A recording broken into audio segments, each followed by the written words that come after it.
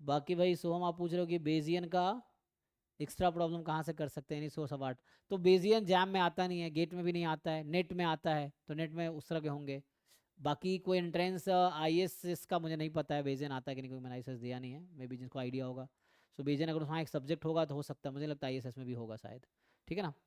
तो वहाँ भी नहीं है तो कहाँ से प्रैक्टिस करोगे, तो कोई बुक उठाओ, बुक से है ना आप कर सकते हो। कोई प्रॉब्लम सीट आपको मिल जाएगा, जैसे आप गूगल करोगे तो कुछ आई वाले ना प्रोफेसर लोग प्रॉब्लम सीट अपने उस पर रखते हैं, मतलब उनके प्रोफाइल या वेबसाइट पे होता है, तो वहाँ से कुछ अगर प्रॉब्लम सीट मिल जाता है सॉल्व करते हैं, तो कुछ नहीं है तो बुक उठाओ और बुक के एग्जाम्पल एक्सरसाइज सॉल्व करो बैठ के। जैसे कैसेला बर्गर में बेजियन है थोड़ा सा, भिगर वैद्य में बेजियन है, अगर आप देखोगे तो उसमें एस्टिमेशन में जाके मिनिमैक्स एंड वो सब जो इक्विवेरिएंट एंड ना बहुत सारे एस्टिमेटर्स में उसमें है।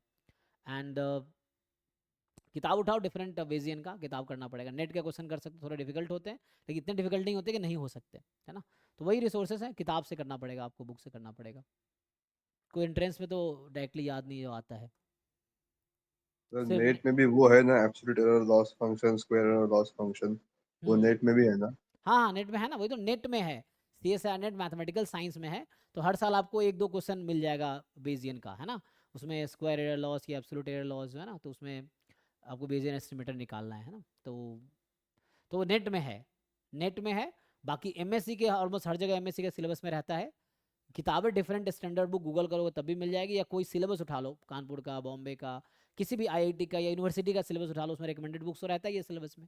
तो हर जगह तुम देखोगे कॉमन सेट ऑफ बुक्स हैं, चाहे कोई यूनिवर्सिटी है, इवन तुम एमआईटी, कैलिफोर्निया, चाहे कैम्ब्रिज, कोई बुक उठा वो उठा लो, सिलेबस बुक देखोगे कॉमन ही रहेगा हर जगह। जो आईआईटी बॉम्बे वाले के जो रेफरेंस बुक है वही नॉर्मल यूनिवर्सिटी वालों का भी है, चाहे वो प्राइवेट यूनिवर्सिटी क्यों ना हो, चाहे उधर एमआईटी या कोई उठा लो। रिकमेंडेड बुक्स ऑलमोस्ट सेम ही रहती है, सेट ऑफ बुक्स आप देखोगे कॉमन ही है जो स्टैंडर्ड बुक्स हैं। तो वो बुक उठाओ, उसके थ्योरी पढ़ो, समझो, एग्जाम्पल करो, एक्सरसाइज करो। अब ये है कि बुक में एंट्रेंस जैसा क्वेश्चन नहीं होता, वहाँ थ्योरेटिकल क्वेश्चन होते हैं, प्रूव दैट टाइप का होता है, बट उसी से काम चलाना पड़ेगा। ठीक है। बाद नेट का पीवाईक्यू कर लो, नेट में हर 6 महीने पे एग्जाम होता है, तो पिछले 10-15 साल के पीवाईक्यू उठाओगे तो आपको 15 साल का उठाओगे 30 पेपर हो गया, 30 पेपर में देख लो दो दो तीन तीन क्वेश्चन मिल जाएगा। पार्ट बी में कुछ आते हैं, पार्ट सी में आते हैं, है ना। दो तीन क्वेश्चन हर साल मिल जाएगा, अगर मिल जाता है तो हो जाएगा, जो भी है 50-60 क्वेश्चन मिल जाएंगे वहाँ से। ठीक है। सो बाकी जो चैट में आप पूछ रहे हैं ये तो हो गया आपका। हाँ जो भी डाउट है पूछो भाई, सीक्वेंस सीरीज में कहीं भी हो पूछो, क्वेश्चन भेजो, स्क्रीनशॉट लेके भेजो ग्रुप में या मुझे भेजो। अ, आप क्या पूछो, और ये जो एडेड टॉपिक है जैम गेट अलोन कर दिए गेट बैच में या लास्ट में?